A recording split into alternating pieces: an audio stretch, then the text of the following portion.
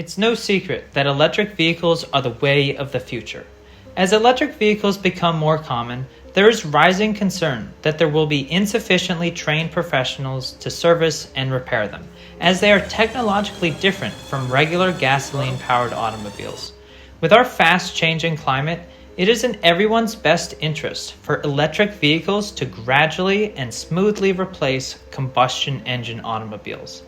Failing to do so could lead to longer wait times and higher repair costs for consumers, slowing the adoption of electric vehicles. As a result, our team created a unique solution, the EV Go-Kart and Best Practices Guidebook. It is a fascinating project that will pique the passion of the students who participate in it and make you feel like you are in a real race car.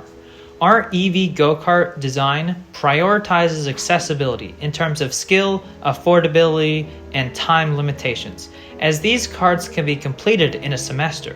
The project will spark interest in EVs to benefit future technicians, engineers, and customers.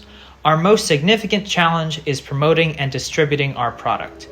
This would require developing a strategy for getting the kit into community colleges and technical high schools where our work could be put into action.